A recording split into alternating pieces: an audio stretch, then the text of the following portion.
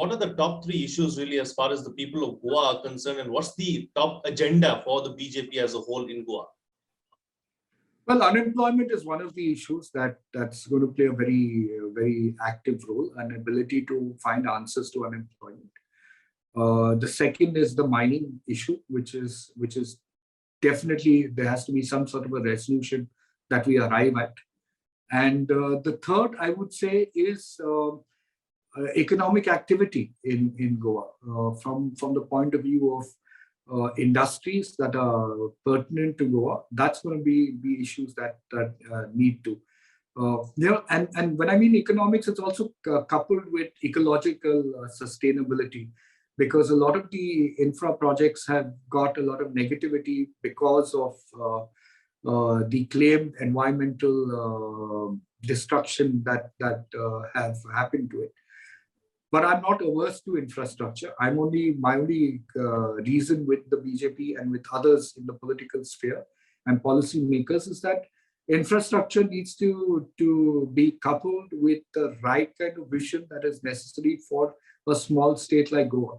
So I disagree with facts that you need to change Goa to a Shanghai or a Macau or Singapore.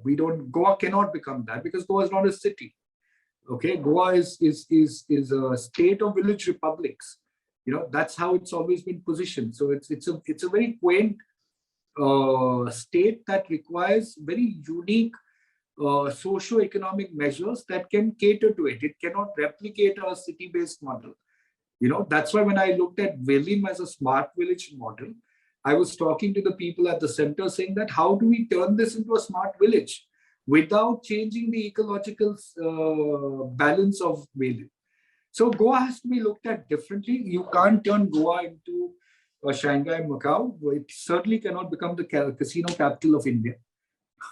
While I have nothing against casinos, I think tourism has to evolve from a very different perspective altogether.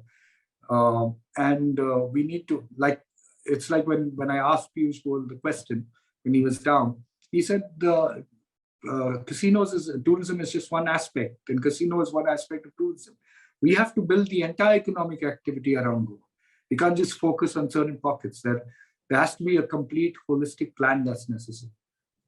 Absolutely. And I think this is where integrating technology and integrating the village constituency into a smart village is really going to help. I think it can address both the challenges of unemployment as well as economic activity picking up. And you see, Frank, yes, for me, I do know that some of my stand might be accepted by the center. And I also know that some of my views may not be accepted by some in the BJP within the state itself. However, I know and I have the confidence of the people at the top in the BJP, in the government, that this boy will always do what is in the interest of the nation. So an idea that I have is always done in the interest of the nation, because I have nothing else to gain. See, we run a successful business. We are not the prolific guys who want to be seen everywhere, party everywhere, socialize. We're not that. I don't come from that background. I would rather spend my time reading a book or taking a course, learning something. That's how I am. So for us, money has never been an importance. Politics to me is not about money. My money comes from my business, and I'm quite happy with what I have. Right? What I want is having traveled through so many parts of the world, Frank, and seen certain countries and seen how they have evolved over a period of time. I believe political will with a little bit of practicality is essential for taking any state or any constituency, for that matter, or for the matter of ward, forward. You need to have that sensibility of making a difference. Let's take something like a Swachh Bharat initiative. In the Velim constituency, we are introducing something known as pay for garbage, which was something I wanted to do in another constituency outside of Goa, where we were putting it together, and then COVID happened. And because it requires workforce on the ground, we stopped it. Pay for garbage is an initiative wherein we've realized through our analysis that the reason people are not in India are not so driven and still continue to throw garbage, wherever they find a way to throw garbage, is because they either are not afraid of the laws, number one, or number two, they are not being incentivized to commit to an action. We as Indians like to be incentivized to commit to an action.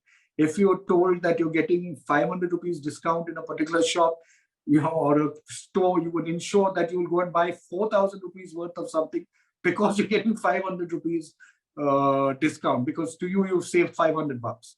You've not realized that you spend 3,500 to ensure that you save the 500 rupees. So we believe that we like to be incentivized. It's something we feel good about. So the pay for garbage concept is where we teach you how to segregate the garbage into papers and cardboards and bottles and wet garbage. I don't have a solution to the wet garbage right now. I'm working on it. But to the dry garbage, what we do is we buy it back from you. After you segregate it, there will be a van that will come in the constituency, 2 vans that will go around in the constituency. They're picking up the dry garbage in a segregated manner.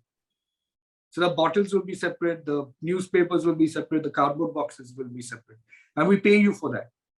We pay you the price based on the value of it in weightage that is there at that time. And that's how you get your money. So you don't have to be worried. So if you bought a newspaper and you paid a certain amount, you're at least getting some amount of that money back. Or your cardboard boxes, you're getting some. So you're not throwing it or burning it. In Goa, what they do is they burn the garbage in some places. And that's terrible. Absolutely. That's terrible for health, right? So pay for garbage is that initiative. Let's say you earn 400 bucks a month from it. I'm just saying, I don't know. If you earn 400 bucks a month, you're not going to say, no, that garbage is of no value anyway. All you're doing is you're going and burning it. So my team comes and gives you. By doing that also, what I'm doing is I'm giving employment to the boys. That the boys who have come from a certain, let's say, educated background, not educated, or just somebody who wants to work, but has limited skill sets, this skill set allows him to go and get an opportunity to work as well. So it's a complete system. It's an ecosystem that you're creating. So if I can make Veli a model village as far as even Swachh Bharat is concerned to the pay for garbage initiative, I'm making a difference. See, the whole idea is to make a difference, Frank, to make a change. So I believe the people will vote for me, because I believe that there are sensible people in Veli, and the sensible people who understand what I'm saying are going to vote for me. The ones who want to continue to be in the thought process that, no, we need to vote based on a political party or based on a religion, they're free to do that. That's their choice. I'm not going to judge them for that. All I'm saying is, let's make Veli better. Let's transform Veli, because my tagline is transforming Veli, and that's all I want to do. Absolutely. And finally, before I let you go, Savio, anything that you'd like to say to the people of your constituency and to the people of Goa? All I'd like to say is that they've always, in some form or the other, given an independent an opportunity with BJP support. Okay. They've, like, say, Philip Neri Rodrigues at one point of time was an independent, and he got BJP support, and then he was with the government. Benjamin Silva was an independent with BJP support. He became the MLA in 2012.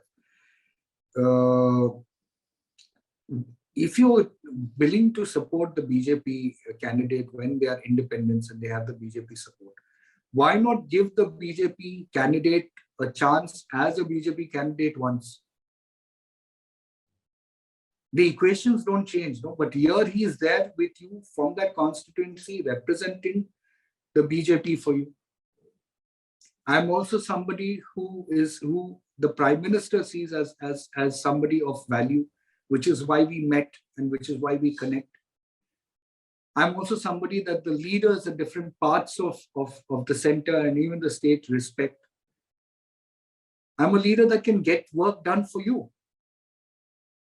If you want to vote for me based on the fact that you think I will put money in your bank account because you vote for me with these wonderful ideas that have come out with some political party, that you'll have 2,000 in your bank account, 5,000 in your bank account, I won't do no such thing. But I will definitely teach you how to make money. My initiatives that I'm bringing in, like the cottage industry, that can get you to earn roughly about 15,000 rupees a month, but you need to work for that. I will not feed you with the fish. I'm very clear with that.